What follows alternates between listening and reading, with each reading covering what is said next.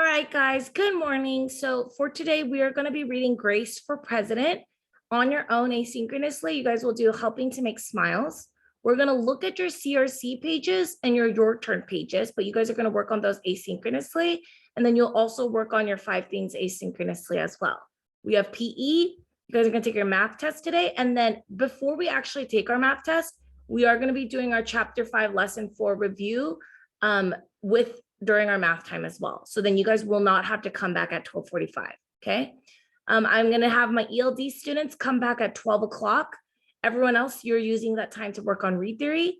And then at 12:45, we will not have another Zoom meeting, but any other missing work you guys have, you guys will need to get completed. Then you have any art, health, social, emotional learning activities, and then you have your fun time reading for 20 minutes today. If there's any questions you guys have, make sure you guys are staying after I end the meeting or after you guys are done completing with your math test, and I can help you guys with any work that you guys need support on, okay? All right, let's go ahead and read our story. There are a couple of you guys I asked for you guys to work on missing work. So if I asked you to do missing work today, I need you guys to do that while we're doing our reading. So click to do, and then click on my tests. We are going to be reading Grace for President. So I'm going to be using my online book. So I'm going to go to Wonders, click on Miss Park's class. Then I'm going to click on Read. Read. Grace for President. Okay, you're going to take that writing test, Abigail. Oh, scroll all the way back up. All right, Grace for President. Genre, realistic fiction. Grace for President by Kelly DiPuccio. Illustrated Illustrated by question. Luann Pham. What do good citizens do? Read about a class that learns about voting and elections. One Monday morning in September, Mrs. Barrington rolled out a big poster with all of the president's pictures on it.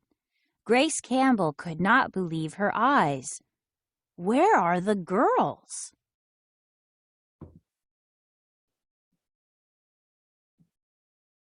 That is a very good question, said Mrs. Barrington. The truth is, our country has never had a woman president. No girl president? Ever? Grace asked.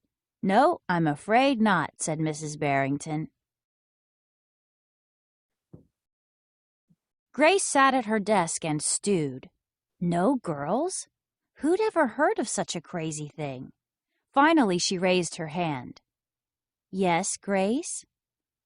I've been thinking it over, and I'd like to be president. Several students in the class laughed. Well, I think that's a star-spangled idea, Grace, said Mrs. Barrington. In fact, we can have our own election right here at Woodrow Wilson Elementary. The snickering in the room stopped. Grace smiled. Would anyone else like to run for president? Mrs. Barrington asked the class. Nobody raised their hand. Becoming president was going to be easy, Grace thought.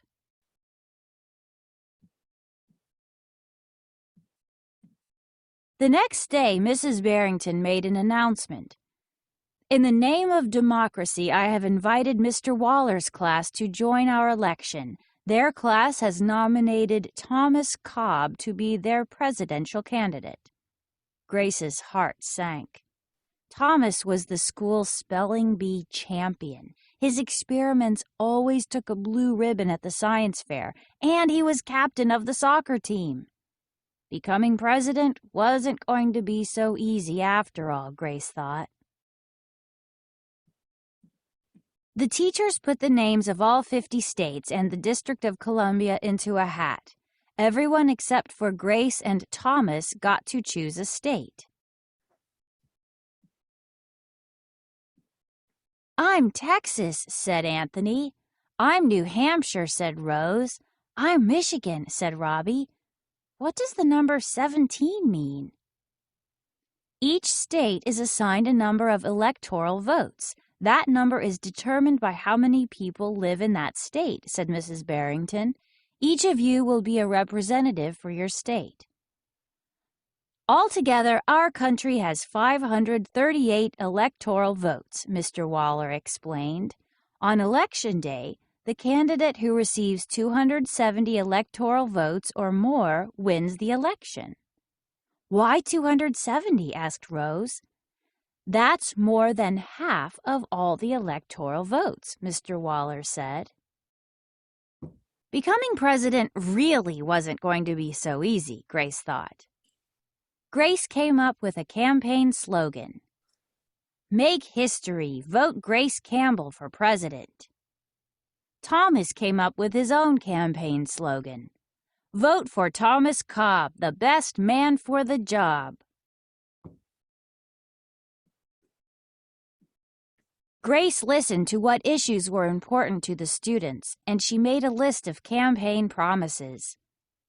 A peaceful school, no bullies. A cleaner school, no littering. Better hot lunches. No more fish stick tacos. Thomas made up his own list of promises. Free tutoring, free soccer lessons, fish stick tacos every week. Grace made campaign posters and buttons. Thomas made posters and buttons too. Each week, the teacher set aside time for the candidates to meet with their constituents. Polls were taken.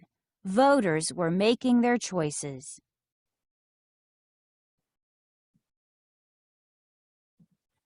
Grace continued to campaign. At recess, she gave speeches.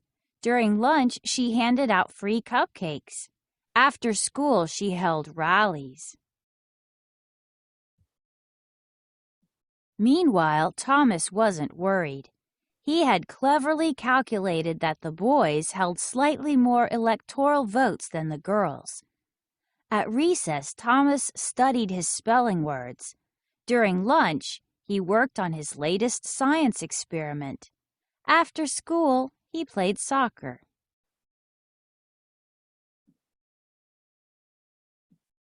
Even before the election, Grace made good on her promises.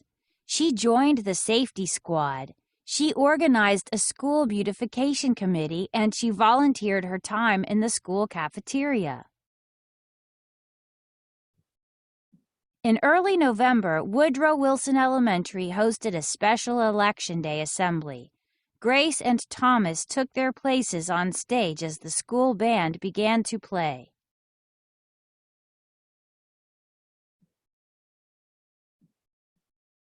Henry was the first representative to approach the microphone.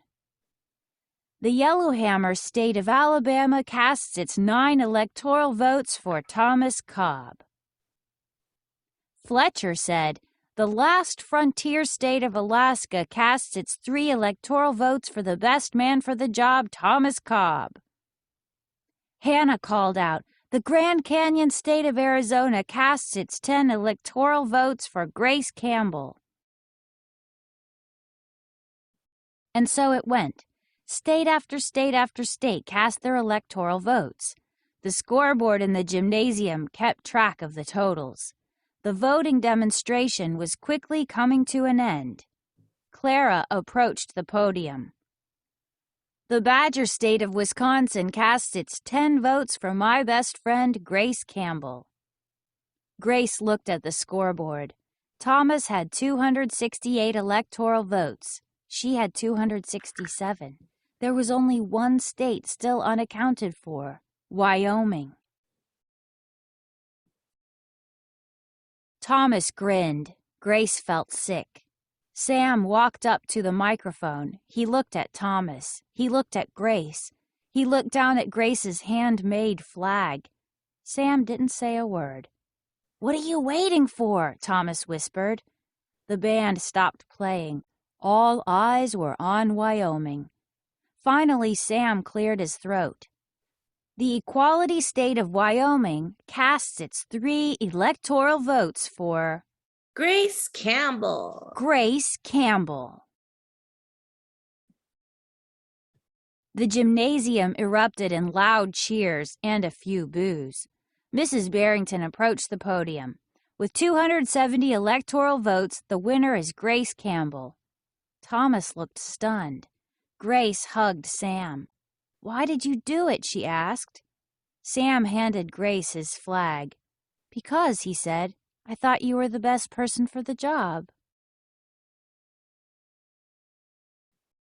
The following week, the students in Mrs. Barrington's class were preparing for their career day presentations. Grace volunteered to go first. She stood at the front of the room and glanced at the poster still hanging on the wall. "My name is Grace Campbell, and when I grow up, I'm going to be President of the United States." This time, everyone believed that she would. And then in the chat, someone asked what state flag Grace is holding. This is actually our country flag. So she's holding our country flag of the United States of America, the American flag. Very good, guys. Now, if you guys want to go ahead and read Helping to Make Smiles, you guys can do that on page 410 and 411. This is going to be our story for another day. What I'm going to do now is I am going to review your answers for both your CRC and your turn. Since normally we would work on it together in class, but because I need to still continue to work with those with missing work, I'm just going to go over the answers with you guys so that you guys can do this on your own. Okay. So your CRC is going to be your closed reading companion. It's going to be your like sideways book. And then we're going to be working on pages 133 to 139.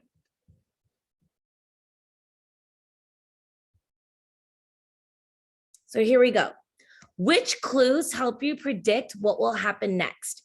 Reread pages 390 and talk about what Grace says and what is on the wall behind her. Write clues from the text and illustration, then write how they show what will happen next. So Grace is surprised there has never been a female president. Grace is standing in front of an empty frame. Presidents are in the other frames. So what happens next? Grace wants to run for president. I can predict that Grace will run for president because she is standing in front of the frame with all the presidents, and she's surprised that there's no girls and there's this empty one. And so she wants to fill up that empty frame. What does the placement of the illustrations show you about the campaigns? Reread pages 396 to 397 and talk about how the illustrations are placed and what they show. Write details about Grace's campaign, Thomas's campaign, and both. So remember, what did Grace want? She said she wanted to have the school cleaner. She wanted to be more peaceful, no more bullies. And she wanted better hot lunches, things that were actually healthy for the kids to eat. But what about Thomas? He promised free soccer lessons, free tutoring, and fish stick tacos every week. And fish stick tacos basically are like, in this story, they're very unhealthy. They're like similar to eating like junk food all the time. So Thomas is saying, oh, I'm going to give you guys all this free stuff and fish tacos, whereas Grace is promising things that she can actually keep. Because even though sometimes schools can provide free things, you have to ask a grown-up, you have to ask an adult to make sure that they are able to provide those free services. However, for Grace, those are things that she can ask for. The better hot lunches, she'll still have to ask an adult, but she's trying to ask for things that are healthier. But a cleaner school and a peaceful school, those are all things that she can impact. For example, maybe she can say, okay, we're gonna promise a cleaner school because maybe she's gonna create a cleanup committee where maybe during recess time, there's a group of kids that will go around and they'll pick up trash around the school. Or maybe she'll create a anti-bullying club where people will, during recess and lunch, they'll walk around the recess time and the playground, and they'll make sure that people are being treated fairly. Maybe they'll see kids that are feeling lonely or want someone to talk to, and then they'll help them feel better. So those are things that she can bring about change in, whereas Thomas is kind of promising things that maybe he can't make happen. The placement of the illustrations show, and both of them make posters and buttons. and made promises and met with constituents, which are people who are going to either vote or not vote for them.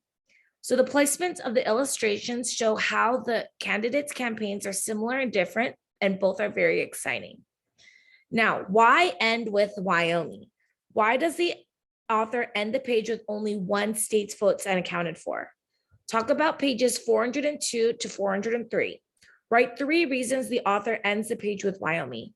Well, it builds suspense to make it more interesting, to show Wyoming is important because Wyoming had the smallest amount of votes. They only got 3 votes. Other states got like 10 votes, but Wyoming only got 3. But what it does is it shows you that even though you're small, you can still make a huge impact. Because remember, Thomas was actually in first place. He was winning.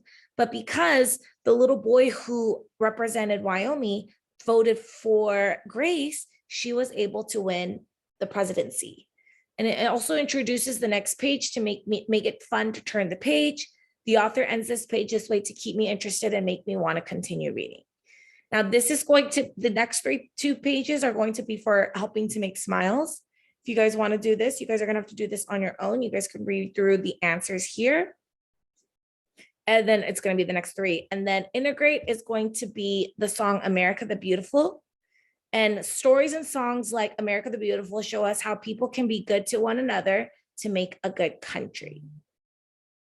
Okay, what I'm going to do now is I'm going to exit out of my ZRC, and then now I'm going to click on my Your Turn. So again, you guys are going to work on these asynchronously.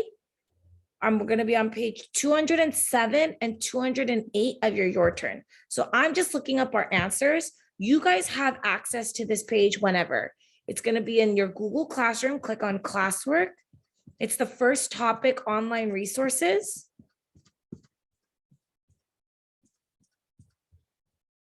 And then it's going to say CRC and Your Turn answers for ELA. And then you'll just have to scroll down to see which page you need.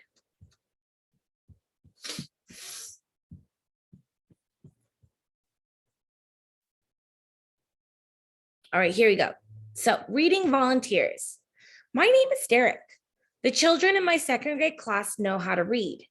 Every Friday, we visit Mrs. Snow's 1st grade class. I pair up with Jack and help him practice reading. It feels good to help others. How can you tell that this text is realistic fiction?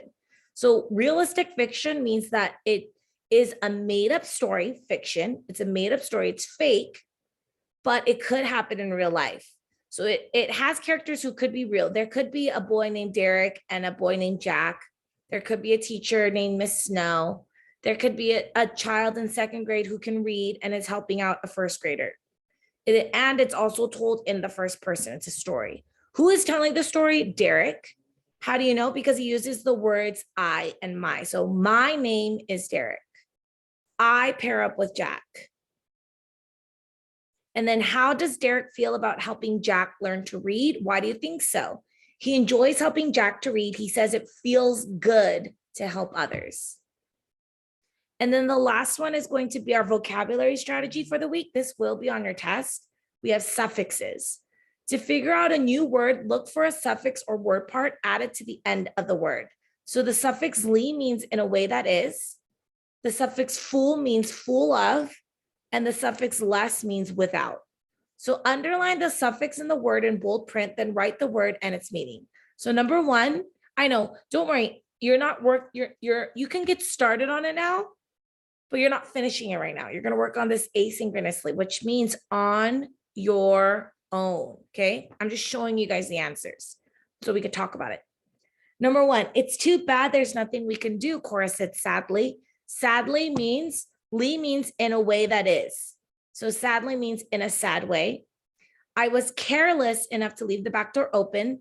Less means without. So careless means without care. It's very thoughtful of you to help Sally find boots. Full means full of. Thoughtful means full of thought. Write a word that means the same as the group of words. Your new word will end in full or less. So without thought would be thoughtless. Full of thanks would be thankful. And then that's it. Okay, guys? Now, For the remainder of class, you guys have 20 minutes. If you have no missing work, the first thing you're going to do is your 5 things. You're going to go here to our student copy. I'll put it in the chat for you guys. You're going to click on the spelling practice test. I'll put it in the chat for you guys, just in case. Then you're going to take your vocabulary practice test. I'll put it in the chat for you guys. Then you're going to go to Connect Ed. You're going to click on the grammar and mechanics games, which is right here. So you're going to go to, if I can find it, games. And then you're going to do the grammar and the mechanics. And then if you have not completed your selfie writing, you're going to complete your selfie writing. Okay. So that's what you guys are going to work on. If you have missing work, you guys are going to be working with me right now.